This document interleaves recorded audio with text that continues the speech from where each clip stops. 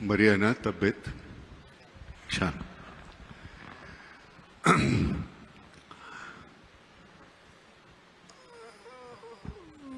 उत्तर कुणीही द्या.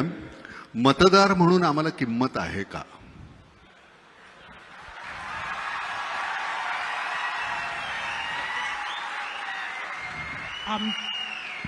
आमची किंमत तुमच्या भरोशावर ठरते. तुमची किंमत कमी झाली तर आमची कशी राहील? नाही नाही, मुळामध्ये हे बोलण्यापुरतं झालं. म्हणजे एकदा मत दिल्यानंतर 5 वर्ष आम्ही खिसगंटीत नसतो का? कारण मला असं वाटतं की, आणि एक गैरसमज टाळा. कुठल्याही पद्धतीनं कोणाला काहीतरी अडचणीत पकडणं किंवा टाळ्या मिळवणं त्याच्यासाठी नाही. एक जनसामान्य म्हणून मनामध्ये आलेले प्रश्न आहेत ते की एक कुठेतरी मॅन्डेट आहे तुम्हाला दिलेलं, आम्ही एक मत आहे. माझ्या मनामध्ये असतं काहीतरी एक मतदार म्हणून तुम्ही या गोष्टी कराव्यात. तुम्हाला दोघांना दिलं, उद्धवना तुम्हाला दिलं, शरदरावांना आणि तुम्हाला दिलं, कोणालाही. तर ते तुम्ही जर केलं नाही तर आम्ही काय करायचं तेवढं सांगा. 5 वर्षानंतर आम्ही करायचं ते करूच, पण त्याच्या आधी आम्ही काय करायचं?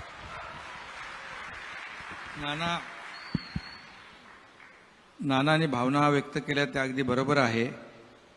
आम्ही जे 3 महिन्यापूर्वी जे केलं ते तुमचा आदर आणि मतदारांचा आदर आम्ही केलेला आहे, जो 2019ला व्हायला पाहिजे होता. कारण तुमचं म्हणणं बरोबर आहे. आम्ही शिवसेना भाजप युती म्हणून लढलो आणि सगळ्यांचंच म्हणजे मतदारांनी मॅन्डेट दिलं दोन्ही पक्षांना. आणि भाजपचे 100च्या पेक्षा जास्त आले, आमचे 56 आले. सगळ्या मतदारांनाही वाटलं होतं, तुम्हालाही वाटलं असेल की मॅन्डेटप्रमाणे लोकांच्या मताप्रमाणे सरकार स्थापन होईल. परंतु दुर्दैवाने तसं झालं नाही. पण ते आम्ही केलं 3 महिन्यापूर्वी. रागावू नका. 2.5 वर्ष का लागली त्याला? 2.5 वर्षामध्ये त्याला योग वेळ सगळं काळ पाहिजे ना. मध्ये कोविड होता. होय, ते निश्चितच आता होतं. आम्ही जर तिथे काहीतरी करायला गेलो होतो, यांना कोविड असताना असं का करतायत, आम्ही त्याला थोडं सांगत होतो. वेळ म्हणजे समजावून चर्चा चालल्या होत्या. प्रयत्न सुरू होता,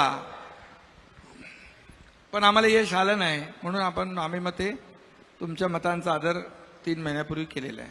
आणि नाना, कोविड होता आणि सरकार फेसबुक लाईव्हवर तर बनवता येत नाही. त्यामुळे जसा कोविड संपला आम्ही एकत्रित आलो आणि फिजिकल सरकार तयार केलं. काय असतं फडणवीस साहेब, एक बार्टर सिस्टीम होती आपल्याकडे. 12 बलुतेदार होते ज्यावेळी, की आम्ही तुम्हाला हे देऊ, मग त्याच्या बदल्यात तुम्ही आम्हाला हे द्या. मतदार म्हणून आम्ही म्हणतो की आम्ही मत देऊ.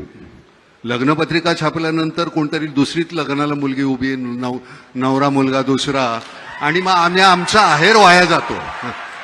आम्ही आहेर द्यायचा कोणाला? आम्ही कोणाला तरी दिलेला आणि तो कुठल्या तरी कोणाच्या तरी घरामध्ये जातो, त्याचं वाईट वाटतं. त्यामुळे काय आहे, ही बार्टर सिस्टीम खरंच छान होती की आमच्याकडे एक अर्धकुशल कारागीर, मी त्याच्या बदल्यामध्ये त्यांना धान्य दिलं तर आमच्या घरातल्या सगळ्यांची हजामत करायचा वर्षभर. पण ती जी पद्धत होती, तर आता ती जी पद्धत आहे आम्ही मतदार म्हणून आम्ही करत असताना, आणि हे अतिशय मनापासून आतून वाटतं ते सगळं म्हणतो. आणि खरं सांगतो, एकनाथराव, गंमत अशी झालेली आहे, राष्ट्रवादी वेगळा पक्ष, काँग्रेस वेगळा पक्ष, मनसे वेगळा पक्ष, समाजवादी वेगळा, बीजेपी वेगळा, सगळे वेगवेगळे पक्ष. त्यावेळी आम्हाला कधी काही वाटलं नाही. शिवसेना वेगळा. शिवसेना ही विभागली गेल्यानंतर आमची घरं पण विभागली गेलेली आहेत. माझे वडील किंवा माझी भावंड किंवा माझी मुलं याच्यामध्ये 2 गट पडलेत. तर ही भांडणं ही तिथपर्यंत गेलेली आहेत. हे तुमच्या पुरतं मर्यादित नाही राहिलेलं, ते हे इतकं असं वाढत गेलंय. त्याचं काय करायचं आम्ही? ती भांडणं तुमच्यातली कदाचित उद्या मिटतील. आमच्या भांडणाचं आम्ही काय करणार? तुम्हाला खरंच नाही. हा मग अगदी तळागाळामध्ये गावागावामध्ये छोट्या ह्याच्यामध्ये ही भांडणं सुरू झालेली आहेत. तुमच्याही लक्षात येत असेल ते. आणि ती जी भांडणं आहेत ती आम्ही थांबवायची कशी? उद्या तुम्ही अजून कुठल्याही पद्धतीनं मग त्याला तुम्ही राजकारण हे नाव देणार की आम्ही हे राजकारणामध्ये ही अशी कुटील नीती अमुक. आणि मला फडणवीस तुमच्याबद्दल एक अतिशय महत्त्वाची गोष्ट सांगायची आहे. पहिल्या वेळी तुम्ही ज्यावेळी मुख्यमंत्री झालात त्यावेळी मी तुम्हाला आवर्जून फोन करून सांगायचो की तुमचा जो स्वर आहे भाषण करताना तो इतका नका वरचा लावूया. तुम्ही असं करा. आता तुम्ही पूर्णपणे बदललेले आहात. नाना, त्याचं 100% क्रेडिट तुम्हाला जातं, 100%. आणि मला सगळ्यांना सांगायचं आहे आणि जाहीरपणे सांगायचं आहे की माझ्या प्रत्येक विधानसभेतल्या भाषणानंतर नानांचा रात्री फोन यायचा, अरे बाबा किती जोराने बोलतो, जरा श्वास घेऊन बोल, शांतपणे बोल. मी त्यांना कबूल करायचो की पुढचं भाषण माझं ऐका आणि भाषणाला उभं राहायचो आणि पुन्हा तसाच बोलायचो. पुन्हा नानाचा फोन यायचा. पण ते हळूहळू करून मी बदललं आणि आता मला असं वाटतं पूर्णपणे बदललंय. नाही, त्यामुळे खूप याचं 100% क्रेडिट तुमचं आहे. कुठेही श्वास न घेण्याचा अधिकार फक्त अजित पवारांना आहे. ते ज्यावेळी बोलायला लागतात, म्हणजे मी त्या सिनेमात सुद्धा म्हटलेलं आहे की गाण्यामध्ये लता दिदी आणि बोलण्यामध्ये अजित दादा, हे कुठे श्वास घेतात हे कळत नाही. पण तुम्ही खरंच ते पूर्णपणे बदलून टाकलेलं आहे. बरं, गंमत अशी आहे, तुम्हाला आता माहिती आहे, तुम्ही विदर्भातले आहात. 9 महिन्यामध्ये 1092 आत्महत्या झालेल्या आहेत. म्हणजे तुम्हाला आश्चर्य वाटेल की आपण किती सहजपणे असे बसतो.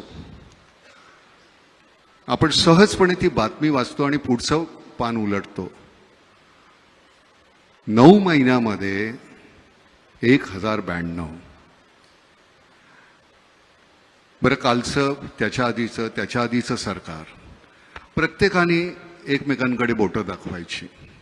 मला असं वाटतं ह्याच्याबद्दल अतिशय जाणीवपूर्वक कुठली तरी गोष्ट व्हायला पाहिजे. मुळात आपला शेतीप्रधान देश, त्याला औद्योगिक क्रांती म्हणून तुम्ही नंतर काही ज्या बदलल्या. बरं, आपल्या इथे MIDC सुद्धा होतात त्या अतिशय सुपीक जागेवर.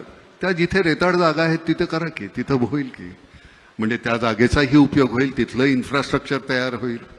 तर मला असं वाटतं एकनाथराव की हे पारंपरिक शेती करत असताना आम्हाला ती परवडत नाही आहे, हमीभाव नाही आहे. मार्केट सायंटिस्ट की मी कुठलं पीक लावायचं हे मला सांगणारी लोक पाहिजेत. आम्ही अडाणी आहोत, आम्हाला कळत नाही. वर्षानुवर्ष आम्ही तशाच पद्धतीनं जगत आलेलो आहोत. आता आम्हाला ते परवडत नाही म्हटल्यानंतर आम्ही जमिनी विकत चाललोय, नंतर वेठबिगार होतोय. तर ह्या संदर्भामध्ये थोडासा जर का तुम्ही. आम्ही नाना, आपण आल्या सरकार आपलं झाल्या आम्ही शेतकऱ्यांच्याच पूर्णपणे आत्महत्या कमी नाही झाल्याच, व्हायलाच नको यासाठी मोठ्या प्रमाणावर म्हणजे मोठ्या योजना, काल पण आम्ही परवाच्या कॅबिनेटमध्ये जवळपास 11,000 कोटीची योजना ज्या आहेत त्याला मंजुरी दिली. म्हणजे जवळपास 2 लाख हेक्टर जमीन ओलिताखाली येईल. आणि जे समुद्राकडे वाहून जाणारं पाणी जे आहे हे दुष्काळग्रस्त भागामध्ये वळवण्याचा मोठा प्रकल्प देखील आम्ही हाती घेतोय, त्याबद्दल जेणेकरून शेतकरी आत्महत्या करणार नाहीत आणि त्याला शेतीला जोडधंदा, थोडा पूरक धंदा, त्याला सपोर्टिव्ह असं काहीतरी करता येईल का, यासाठी आमची देवेंद्रजी, आमची चर्चा झाली, आमचे अधिकारी त्याच्यावर काम करतायत. आणि शेतकऱ्यांसाठी एक विशेष कृती आराखडा आम्ही बनवण्याचा एक प्रयत्न करतोय. त्यामध्ये जसं कोकण आहे, पश्चिम महाराष्ट्र, उत्तर महाराष्ट्र यामध्ये शेतकरी आत्महत्यांचं प्रमाण कमी आहे. मराठवाडा, विदर्भामध्ये जे शेतकरी आत्महत्यांचं प्रमाण आहे ते अगदी खाली आलं पाहिजे, किंबहुना करताच कामा नये. एक जीव आमच्यासाठी महत्त्वाचा आहे. आणि देवेंद्रजी इकडे बसलेले आहेत, गेले 5 वर्ष अगोदरचे ते मुख्यमंत्री होते, त्यांनी देखील जलयुक्त शिवार योजना मोठी सुरू केली. नंतर ती आदल्या 2.5 वर्षामध्ये बंद करून टाकली. पुन्हा आम्ही आल्या ती सुरू केलेली आहे. कारण शेवटी जमीन पाण्याखाली, ओलिताखाली आणणं याला आम्ही महत्त्व दिलेलं आहे. आणि शेतकऱ्याच्या ज्या काही अडचणी आहेत मी काय आता बोलणार नाही काही, परंतु आपल्याला दिसेल की शेतकरी आत्महत्या कमी झाली पाहिजे, याला आमच्या सरकारने प्राधान्य दिलेलं आहे. आणि नाना याच्यामध्ये एकच जोड देतो की मुख्यमंत्री मोदयांनी अतिशय करेक्ट सांगितलं. तुम्ही बघा, जिथे सिंचन आहे तिथे आत्महत्या नाही, आणि जिथे सिंचन नाही तिथेच आत्महत्या आहे. आणि म्हणून हा सगळा दुष्काळी पट्टा जो आहे याचा दुष्काळ नष्ट करण्याकरता पहिला प्रयोग आपण जलयुक्त शिवारचा केला. जलयुक्त शिवारमुळे 39 लाख हेक्टर जमीन ही रबीच्या पिकाखाली आली. त्यामुळे त्याला 2 पिकं, या सगळ्या दुष्काळी पट्ट्यात तो एक पीक घ्यायचा आणि ते पीक नष्ट झालं की त्याच्या जो काहीच उरायचं नाही, म्हणजे खायला देखील उरायचं नाही. आणि म्हणून आता जवळजवळ 27 TMC पाणी थांबलं. रबीचं आपलं क्षेत्र 39 लाख हेक्टरनी वाढलं. आणि आमचा संकल्प आहे की एकदा हे वाहून जाणारं पाणी हे जर आपण गोदावरी खोऱ्यामध्ये आणू शकलो, किंवा जे विदर्भातलं वाहून जाणारं पाणी या गोसेखुर्दच्या खालनं ते बुलढाण्यापर्यंत आणू शकलो, तर जवळजवळ सगळा आपला दुष्काळी पट्टा जो आहे हा ओलिताखाली येईल. आणि यासोबत एक अत्यंत महत्त्वाची आता आम्ही अजून योजना सुरू केली आहे. आपल्याकडे आपण शेतकऱ्यांना अर्धे दिवस सकाळी वीज देतो आणि अर्धे दिवस रात्री देतो. त्याला साप विंचू सगळा सामना करत अर्धे दिवस रात्री काम करावं लागतं, कारण दिवसा आपण देत नाही. आणि म्हणून आता आपण 100% फिडर जे आहेत ॲग्रिकल्चर हे सोलरवर आणतोय. आणि त्याचा 2 वर्षाचा कार्यक्रम हातात घेतला. 3 वर्ष लागतील फार तर. 4000 मेगावॅटचे सोलर आपण सगळे ॲग्री फिडर करतोय. शेतकऱ्याला रोज दिवसा 12 तास वीज त्या ठिकाणी मिळेल.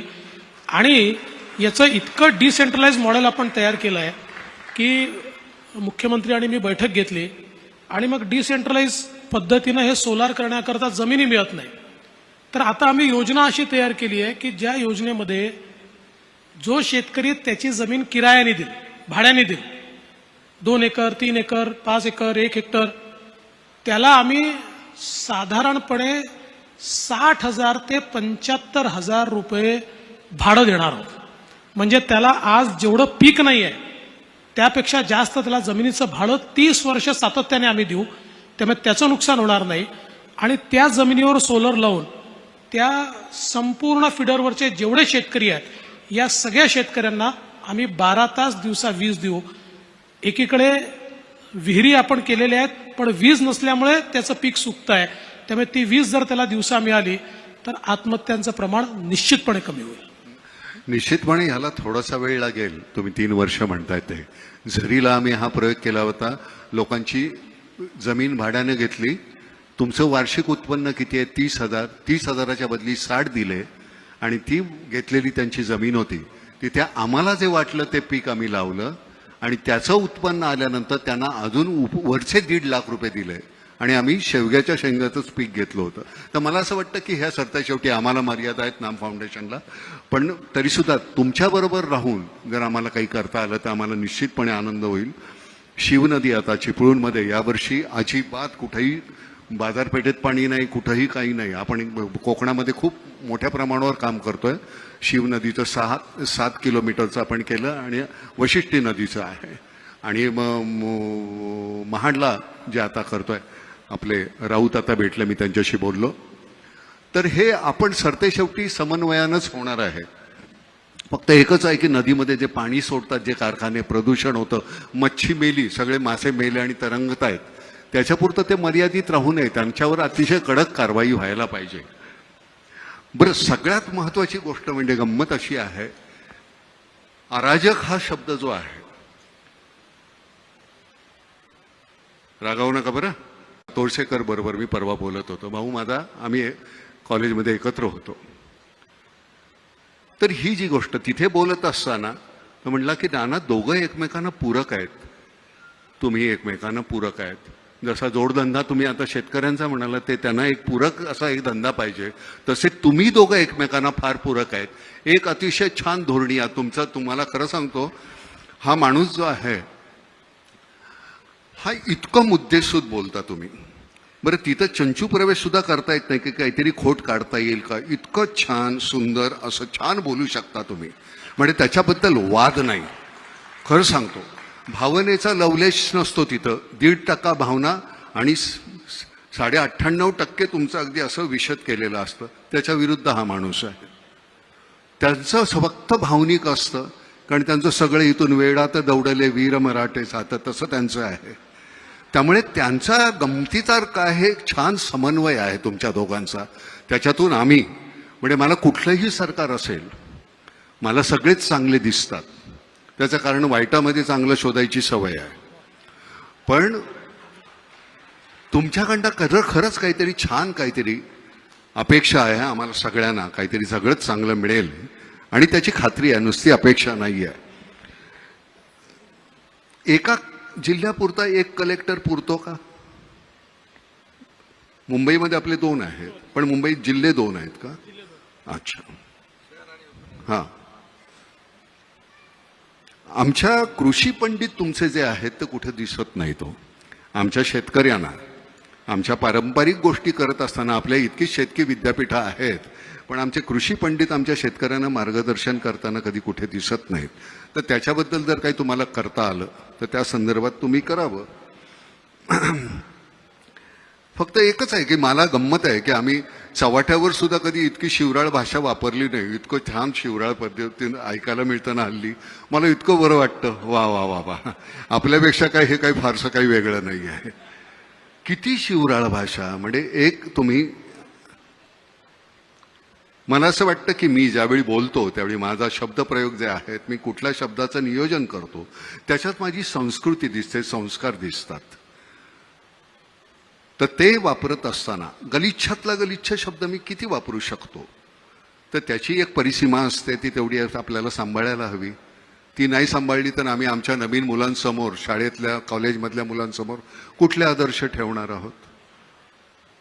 त्याच्यावर काही तुम्ही नियम, नीती नियम काही आहेत आम्ही का? तर माझ्याकडून तर तुम्हाला कधी ऐकायला आलं नसेल. मला ते बोलताच येत नाही पातळी सोडून.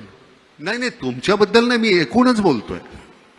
मी एकूणच म्हणतोय फडणवीस साहेब की त्याला एक साधनशुद्धता. आम्ही रस्त्यावर एखादी गोष्ट चुकीची केली की तुम्ही आम्हाला शिक्षा घडवता, सिग्नल तोडला, अमुक केलं, तमुक केलं. तुम्ही काय केलं तर आम्ही तुमच्याबद्दल काय करायचं?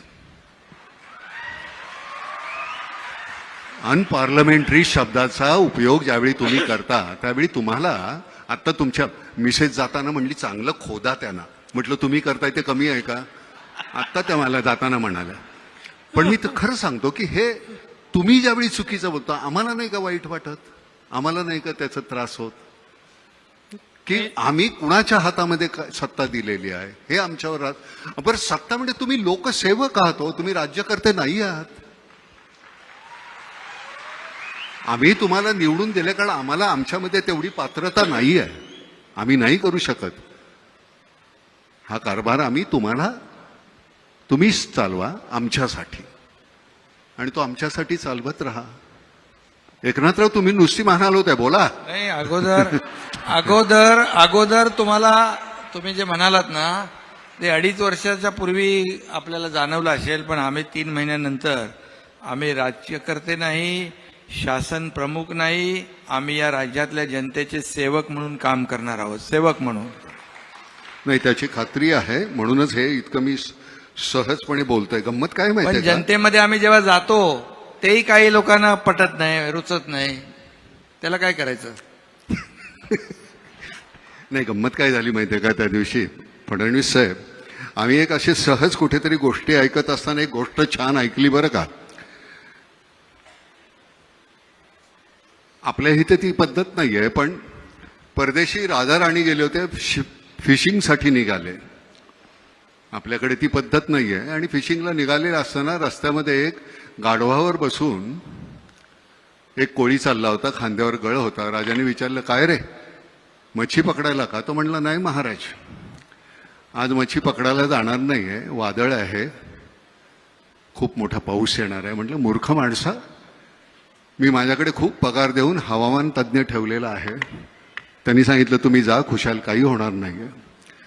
राजा पुढे गेला, खूप वादळ झालं, पाऊस आला, त्रेधा तिरपीट झाली. राजा दरबारात गेला, प्रधानाला सांगितलं, त्या माणसाला आणा बघू, हवामान तज्ज्ञाला, त्याला लाद घालून हाकलून लावा आणि त्या कोळ्याला बोलवा आणि त्याला अपॉइंट करा. कोळी आला, तो म्हणला महाराज मला यातलं काही कळत नाही हो. तो म्हणलं मग त्या दिवशी कसं सांगितलंस पाऊस येणार वादळ होणार. तो म्हणला माझ्या गाढवानं कान खाली टाकले की मला कळतं पाऊस येणार आणि वादळ होणार. तर म्हणलं मग ठीक आहे गाढवाला अपॉइंट करा. म्हणजे राजेशाही गेली लोकशाही आली पण ती अपॉइंट करण्याची पद्धत काही गेलेली नाही अजून. तर ही जी गंमत आहे, अरविंद इनामदार आमचे जे कमिशनर होते त्यांची एक पद्धत होती बोलण्याची, या देवा कसं काय देवा काय काय आणू का तुम्हाला काय देवा.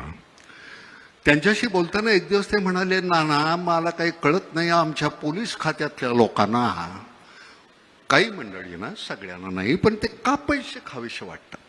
अहो आम्हाला जेवढा पगार मिळतो का नाही तो खर्च होत नाही हो.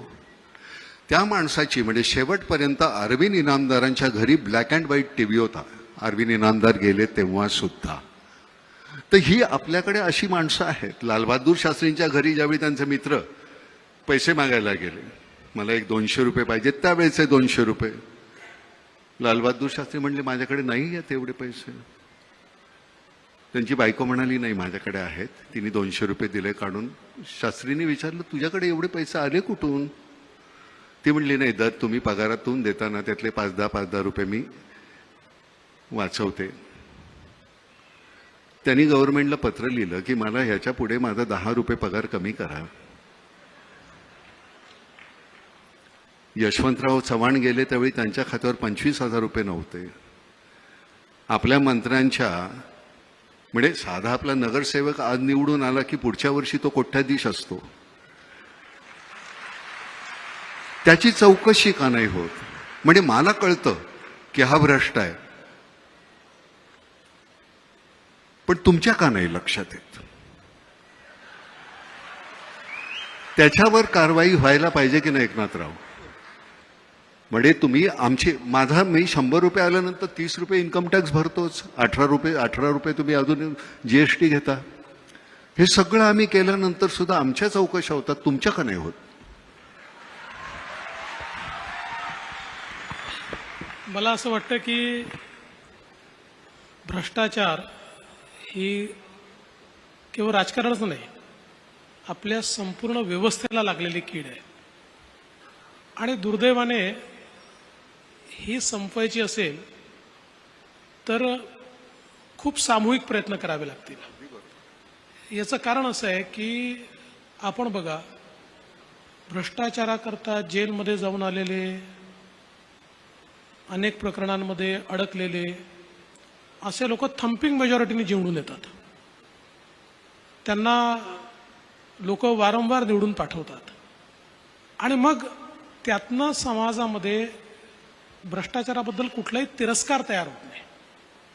जोपर्यंत समाज चांगल्याला चांगलं म्हणणार नाही आणि वाईटाला वाईट म्हणणार नाही तोपर्यंत ही परिस्थिती बदलणार देखील नाही. आणि म्हणून मला असं वाटतं की एक सामूहिक प्रयत्न आपल्या सगळ्यांना करावा लागेल. उदाहरणार्थ अनेक वेळा आम्हाला लोक विचारतात की का हो तुम्ही इतके गुन्हे आणि कसं त्यांना तुम्ही तिकीट देता. तर आम्हाला त्याला सांगावं लागतं की बाबा त्याच्यावर गुन्हे आहेत पण तोच निवडून येतो आणि दुसऱ्याला मी खूप चांगला साळसूत सुंदर स्वच्छ टिकाऊ त्याला उभं केलं, डिपॉझिट चाललंय त्याचं. त्यामुळे राजकीय नेते केवळ हे बदलू शकत नाही, समाजाला बदलावं लागेल. आणि केवळ समाजावर टाकूनही चालणार नाही, राजकीय नेत्यांना देखील हे परिवर्तन झालं पाहिजे असं वाटावं लागेल. मला असं वाटतं की मोदीजी आल्यानंतर काही प्रमाणात हे सुरू झालंय. याला वेळ लागेल, कीड लागली आहे, पण हळूहळू ही कीड आपण दूर करू. कीटकनाशक तयार होत आहे, ते कीटकनाशक हळूहळू ही कीड नक्की दूर करेल असं मला विश्वास आहे. धन्यवाद मालक. बाकी आपण सगळ्या विषयावर बोलतच असतो नेहमी. फॅमिली प्लॅनिंग ह्या विषयावर आपण कधीच बोलणार नाही का. 135 करोड व्हायला आले, जमीन तेवढीच, सोर्सेस तेवढेच. उद्या माझ्याकडे काही नसेल आणि तुम्ही खात असाल तर मी ओरबाडून घेणार. ही जर लोकसंख्या सीमित असेल तर ते ह्या गोष्टी टाळता येतील. तर हा अतिशय जाणीवपूर्वक घेण्याचा, जसं आपण काश्मीरमधले निर्णय घेतले तसा हा एक निर्णय घ्यायला नको का? मला असं वाटतं घेतला पाहिजे. हा गरजेचा आहे. केवळ आपल्याला चीनच्या पद्धतीने नाही, आपल्या भारतीय पद्धतीने हा निर्णय करावा लागेल. आपण काही प्रमाणात लोकांना जास्त मुलं होणं हे इन्सेंटिव्हाइज केलं आहे, पण त्यापेक्षा अधिक करावं लागेल. याचं कारण ज्या वेगानं लोकसंख्या वाढते आणि विशेषतः जे लोक लोकसंख्येवर कंट्रोल ठेवत आहेत ते हळूहळू मूर्ख ठरतील, कारण ते त्यांची संख्या कमी होत जाईल आणि मग लोकशाहीमध्ये कमी संख्येवाल्याला कोणी विचारत नाही. आणि म्हणून कुठेतरी ही सक्ती आणावीच लागेल. लोकसंख्या नियंत्रित करण्याकरता सगळ्यांना सक्ती ही करावीच लागेल. ती करत असताना एवढंच भान आपल्याला ठेवावं लागेल की लोकसंख्येची जी रचना आहे ती रचना देखील, म्हणजे ज्याला आपण आपली डेमोग्राफी म्हणतो, ही चेंज होणार नाही, ही एकतर्फी होणार नाही. जे चीनला आज जो प्रश्न निर्माण झाला की चीननी पहिल्यांदा वन और नन अशा प्रकारची पॉलिसी आणली, त्या पॉलिसीमुळे आज चीनने प्रगती खूप केली आहे, पण त्याच्यासमोर प्रश्न असा आहे की आता त्यांच्याकडे याच्या पुढे वर्किंग क्लास नाही आहे. आता अवलंबून असलेले लोक अधिक आहेत आणि त्यांच्याकरता जे काम करू शकतील असे लोक कमी आहेत. त्यांच्या लोकसंख्येची जी रचना आहे त्या रचनेमध्ये आता एक अशा प्रकारचं स्थित्यंतर आलं आहे. त्यामुळे ग्रॅज्युअली गेलं पाहिजे, पण सर्टनली गेलं पाहिजे. आणि उद्याला हे काही मी कुठल्या माझ्या पक्षाचं मत वगैरे मांडत नाही, वैयक्तिक मला जर कोणी विचारलं की लोकसंख्या नियंत्रणाकरता कायदा आणला पाहिजे का, तर मी म्हणेन आणला पाहिजे. धन्यवाद. समान नागरी कायदा यायला हवा का? प्रत्येकाला एकच कायदा? समान नागरी कायदा आपल्या संविधानाने डायरेक्टिव्ह प्रिन्सिपल ऑफ स्टेट पॉलिसीमध्ये सगळ्या राज्यांवर जबाबदारीच टाकली आहे, संविधानानेच टाकली आहे समान नागरी कायद्याची. तर गोव्याचे मुख्यमंत्री या ठिकाणी आहेत. गोवा सध्या एकमेव राज्य असं आहे की जिथे समान नागरी कायदा आहे, अस्तित्वात आहे. आता उत्तराखंडमध्ये देखील येतोय. काही लोक काय करतात, समान नागरी कायदा म्हटल्याबरोबर त्याचे चुकीचे अर्थ लोकांमध्ये जाऊन सांगतात. आता समान नागरी कायदा आला म्हणजे तुमचं आरक्षण जाणार आहे, मग शेड्यूल कास्टला आरक्षण मिळणार, काही संबंध नाही. समान नागरी कायद्याचा अर्थ एवढाच आहे की आज आमचे सक्सेशनचे कायदे वेगळे आहेत, आमचे जन्माचे कायदे वेगळे आहेत, आमचे लग्नाचे कायदे वेगळे आहेत, सगळ्या प्रकारचे वेगळे कायदे आहेत. एक देश, एक समाज, एक कायदा, अशा प्रकारे हा समान नागरी कायदा ज्यावेळेस डॉक्टर बाबासाहेब आंबेडकरांनी संविधान लिहिलं त्यावेळेस त्यांना अपेक्षित होतं आणि म्हणूनच त्यांनी संविधानात डायरेक्टिव्ह प्रिन्सिपल ऑफ स्टेट पॉलिसीमध्ये लिहिलंय की राज्य हा प्रयत्न करेल की समान नागरी कायदा आणला पाहिजे. अजून आपण आणू शकलो नाहीये, पण आला पाहिजे आणि येईल.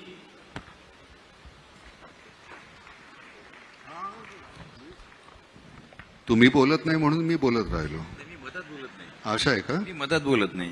होय का? माझा पहिला प्रश्न माननीय मुख्यमंत्री शिंदे साहेबांना आहे. शिंदे साहेब, पवार साहेब, काँग्रेस, उद्धव ठाकरे साहेब मैदानात असताना आपण हा नवीन इतिहास कसा रचलेला जरा लोकांना सांगा. आता 3 महिन्यापूर्वी तो इतिहास घडलेला आहे.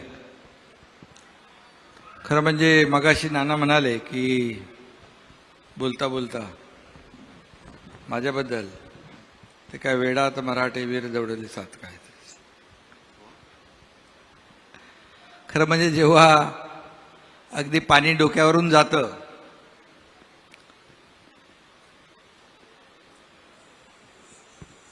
आणि त्यावेळेस किंबहुना जी आपली नीतिमूल्य आहेत, आपली भूमिका आहे, आपल्या पक्षाची आयडिओलॉजी आहे, आपल्या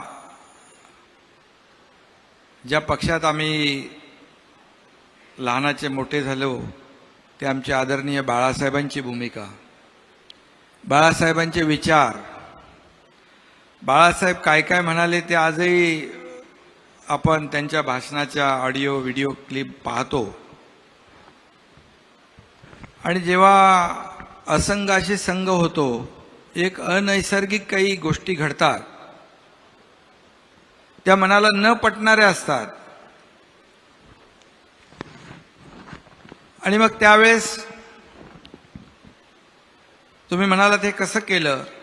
मी तसं बघायला गेलो तर एक छोटा कार्यकर्ता आहे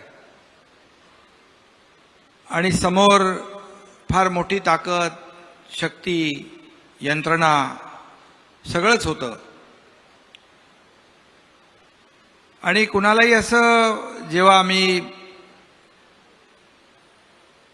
जे काय ते ऑपरेशन म्हणू का काय ते मिशन असेल, त्याची सुरुवात जेव्हा आम्ही केली त्यावेळेस कुणालाही वाटलं नाही की यांची नैया पार होईल, नैया बुडेलच असं वाटलं होतं आमची.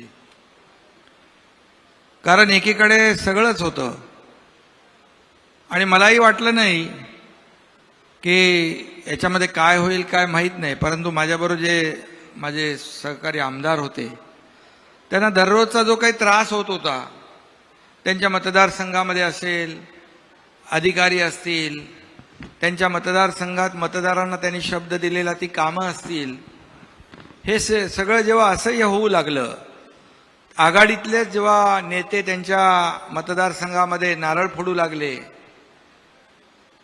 निवडून आलेला आमदार आमचा आणि पराभूत झालेला आमदार त्यांचा, तिथे त्यांना जाऊन मदत करणे, उद्घाटनं करणे, भूमिपूजन करणे, पुढचा आमदार राष्ट्रवादीचाच, पुढचा आमदार काँग्रेसचाच जाहीरपणे सांगणे, ह्या सगळ्या गोष्टी जेव्हा घडू लागल्या त्यावेळेस आमदारांनी मला वारंवार ते सांगत होते.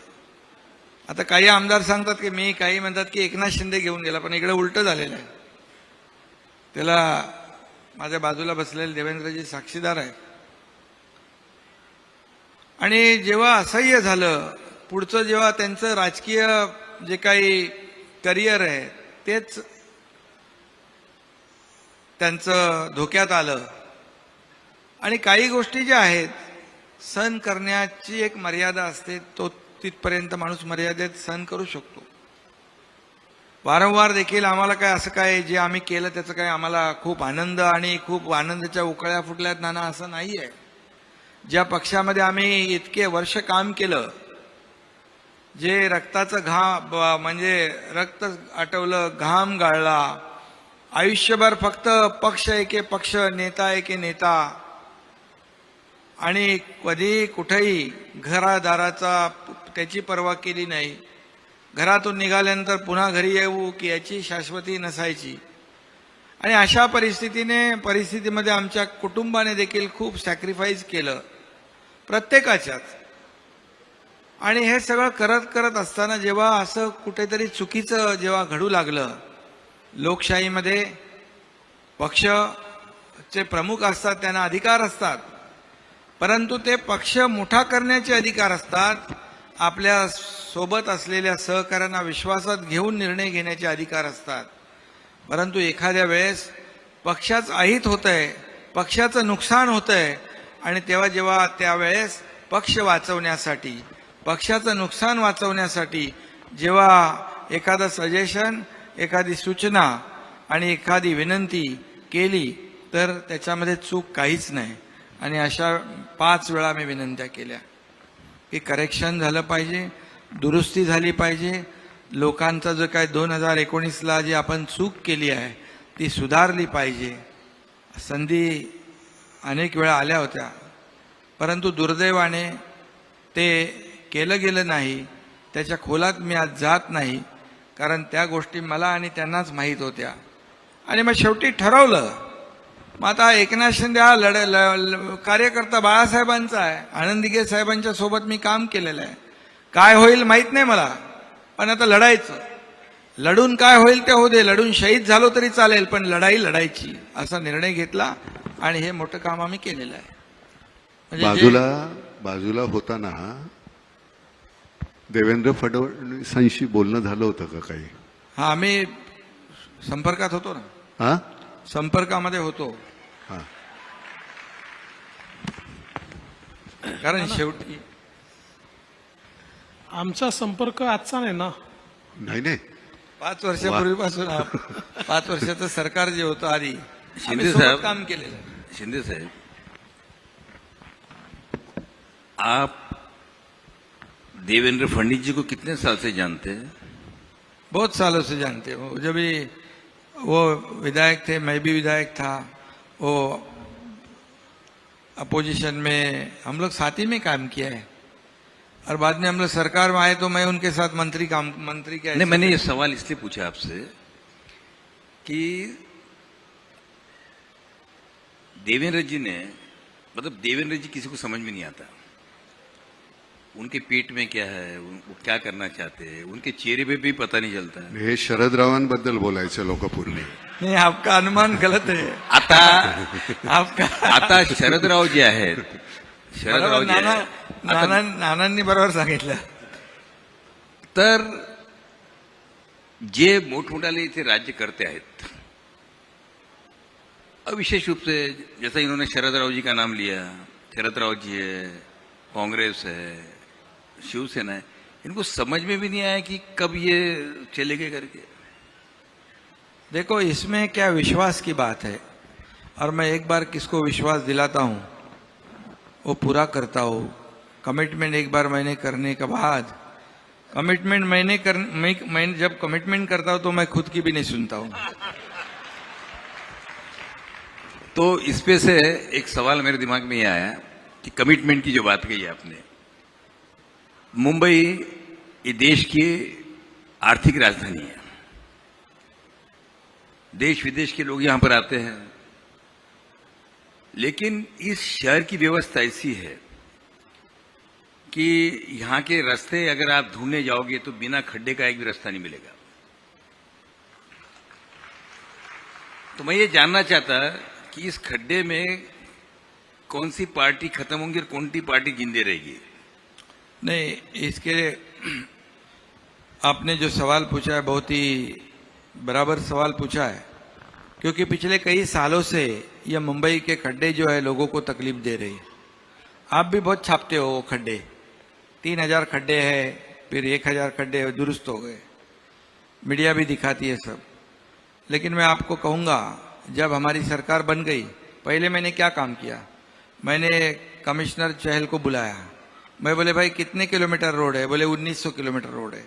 तो बोले ये क्यों खड्डे हो रहे, पैसे नहीं क्या? बोले है पैसे. तो बोले इसको कंक्रीट के क्यों नहीं करते हो? तो बोले करते हैं ना हम लोग हर साल 50 किलोमीटर. भाई क्यों? डामर के रास्ते करते हो, हर साल खड्डे होते हैं, फिर रिपेयरिंग होता है. क्या कॉन्ट्रैक्टर लोगों के लिए आप दुरुस्ती का काम करते हो क्या, रिपेयर का काम? तो बोले नहीं. तो मैं बोला ऐसा करो, अभी आप 500 किलोमीटर के रोड कंक्रीट के ले लो. बोले कितने पैसे लगेंगे? मैं पूछा. बोले 5,500 करोड़. बोले ले सकते हैं पैसे? बोले है. तो बोले ठीक है, 450 किलोमीटर के रोड कंक्रीट के उन्होंने ले लिए, उसके टेंडर प्रोसेस भी शुरू हो गई है. और मैंने कहा फिर बाकी के रास्ते कब करोगे? बोले, मैं बोला उनको मार्च में आप बचे हुए जो रास्ते हैं, मतलब टोटल 100%, उसके भी आप टेंडर निकालो. क्या पैसे नहीं है? बोले है. तो अभी आपको बताऊंगा, अगले 2 साल में पूरे मुंबई के शहर के रास्ते आपको एक भी खड्डा नहीं दिखेगा, पूरे कंक्रीट के रोड हो जाएंगे, पूरे कंक्रीट के रोड हो जाएंगे. तो एकनाथ ये साहब, एक काम करना, जिनको टेंडर दे रहे हैं, जो कॉन्ट्रैक्टर है, 5 साल के लिए उनके कागज से लिख के ले लो. बिल्कुल वो कंडीशन डाला है उनमें, वो भी कंडीशन. एक जो सीएम साहब ने बताया, आपने बहुत अच्छा सवाल पूछा. यहाँ महानगर पालिका में लोकल कॉन्ट्रैक्टर जो है वो क्वालिफाई होता था, पर एलएनटी और टाटा नहीं होते थे. अभी सीएम साहब ने एलएनटी टाटा जैसों को क्वालिफाई किया. ग्रेट. और अब वो काम करेंगे. बड़ी कंपनी काम करेगी, क्वालिटी काम करेगी और समय पे काम करेगी. शिंदे साहब, दो सवाल है, एक सवाल आपके लिए और एक देवेंद्र जी के लिए। ये जो धनुष्य बाण जो है ये कहाँ रहेगा? म्हणजे हा जे आपलं धनुष्य बाण आहे ते कुठे राहील? धनुष्यबाण देखिए, मेरिट से हमारे को कोई किसी को कई बार किसी को बोलने की भी जरूरत नहीं है। मेरिट से धनुष्यबाण जो है बाळासाहेबांची शिवसेना, आमची बाळासाहेबांची शिवसेना म्हणून काल डिक्लेअर केले। हा बाळासाहेबांची, अरे शिंदे बिंदे जाऊ दे, बाळासाहेबांची शिवसेना याला महत्व आहे आणि ते निवडणूक आयोगाने काल मान्य केलेलं आहे। आता ही पोटनिवडणूक मध्ये लागली, नाहीतर धनुष्यबाण बाळासाहेबांच्या शिवसेनेलाच मिळायला पाहिजे, मिळाला असता। याचं कारण 55 पैकी 40 आमदार हे आमच्याकडे सोबत आहेत आणि त्यांची मतांची आकडेवारी 39 लाख होते आणि 18 पैकी 12 आमदार शिवसेनेचे 12 खासदार आमच्या सोबत आहेत, त्यांच्या मतांचे आकडे आहेत 69 लाख। म्हणजे 70% पेक्षा जास्ती मेजॉरिटी आमच्याकडे आहे। त्यामुळे बाय मेरिट धनुष्यबाण हा आम्हालाच मिळाला पाहिजे आणि तो पुढे मिळेलच। मी जे बघतोय कालपासून अन्याय झाला, कोण गळे काढतोय, परंतु निवडणूक आयोगाने जे गोठवलं चिन्ह त्यालाही जबाबदार विरोधी पक्षातले लोक आहेत, कारण त्यांना वारंवार संधी दिली की तुम्ही तुमचे कागदपत्र द्या, पण 4 वेळा वेळ वाढवून मागितली। म्हणजे तुमच्याकडे कागदपत्र डॉक्युमेंट नाहीत म्हणून तुम्ही वेळ मागितलं। आता मला काल समजलं की जे डॉक्युमेंट जे ॲफिडेव्हिट आहेत ना 5000 बोगस ॲफिडेव्हिट पण मिळालेले आहेत, पोलिसांनी पकडलेत ते। आणि म्हणून मेरिटवर आम्ही कुणावरही, आम्हाला कुणाचं काही नुकसान नाही करायचं, पण बाय मेरिट जे इतर अगोदर 3-4 वेळा देखील अशा प्रकारे चिन्ह फ्रीज केलेले आहेत, बरोबर ना। आणि ही पोटनिवडणूक मध्ये लागल्यामुळे ती प्रोसेस त्यांना करता आली नाही, परंतु नक्की करतील आणि ते धनुष्यबाण जे चिन्ह आहे, कारण शेवटी लोकशाहीमध्ये मेजॉरिटीला महत्व आहे। मेजॉरिटी ज्याच्याकडे आहे त्याच्याबरोबरच ते सगळ्या निर्णय होत असतात। म्हणजे फायनली या पोटनिवडणुकीनंतर शिवसेना आणि धनुष्यबाण आपल्याकडे राहील का? आमची बाळासाहेबांची शिवसेना तर आलेलीच आहे हो, आणि आम्ही बाळासाहेबांची शिवसेना, बाळासाहेबांचे विचार, भूमिका म्हणून आम्ही चाललोय। आता समोर कुठली कंपनी आली आहे माहित नाही मला, पण धनुष्यबाण हा नियमानुसार आम्हाला मिळेल, कारण लोकशाहीमध्ये बहुमताला महत्व आहे। लोकशाहीमध्ये घटना आहे, नियम आहे, कायदा आहे। कायद्याच्या बाहेर आम्हाला काहीच नको आहे आणि आम्ही कायद्याच्या विरुद्ध कुठलंही काम केलं नाही। म्हणून तर कोर्टाने देखील जे काही निर्णय दिलेला आहे तो कायद्याप्रमाणे दिलाय, मेजॉरिटीप्रमाणे दिलाय, आम्ही त्याचा आदर केलेला आहे। माननीय देवेंद्र जी, सवाल ऐसा है, ये सवाल मेरे मन में रणवीर सिंह को देख के आया कि आपने जब मुख्यमंत्री थे तब कहा था कि दिन ब दिन हमारे हॉलीवुड जो है से बॉलीवुड सशक्त होते जा रहा है, टेक्नोलॉजी और सब दृष्टि से। मगर रोज ऐसी खबरें आती कि मुंबई का वर्चस्व कम होते हुए कई अलग अलग राज्यों के अंदर फिल्मों की डिमांड कर रहे लोग, उनको कंसेशन दे रहे, 1 विंडो एजुकेशन अपना सुविधाएं दे रहे। तो अभी भी आपको ऐसा लगता है कि मुंबई में हॉलीवुड से जबरदस्त बॉलीवुड बन जाएगा हमारा? देखिए, यूनिवर्सिटी तो कई बनी, पर ऑक्सफोर्ड और कैम्ब्रिज वही है, उसको कोई खत्म नहीं कर पाया। तो मुंबई एक नेचुरल इकोसिस्टम है, मुंबई में एक नेचुरल टैलेंट है। कुछ समय के लिए आप एक ऐसा वातावरण पैदा कर सकते हो कि भाई कभी साउथ में हो सकता है, कभी नॉर्थ में हो सकता है, लेकिन मुंबई का कोई मुकाबला नहीं है। हाँ, ये जरूर है कि हम लोग कॉम्प्लेसेंट नहीं हो सकते। और जैसे हम लोगों ने आने के बाद तुरंत, क्योंकि जिस समय मैं मुख्यमंत्री था तो मैंने एक सिंगल विंडो तैयार की थी, और जिसमें किसी भी प्रकार की शूटिंग के लिए कहीं पर भी परमिशन के लिए जाना नहीं पड़ेगा। और कई जीआर भी निकाले थे। दुर्दैव से वो जब हमने गो लाइव की और सरकार बदली और हमारी सिंगल विंडो बंद हो गई, उसको ताला लग गया। तो अभी तुरंत एकनाथ जी ने और मैंने इस बारे में एक मीटिंग भी ली और वापस उसको शुरू करें, क्योंकि जैसे यूनिवर्सिटी, जैसे एक फिल्म सिटी की, फिल्म इंडस्ट्री की एक इकोसिस्टम हमारे यहाँ, वैसे ही हमको ईज ऑफ डूइंग बिजनेस भी उसमें लाना पड़ेगा।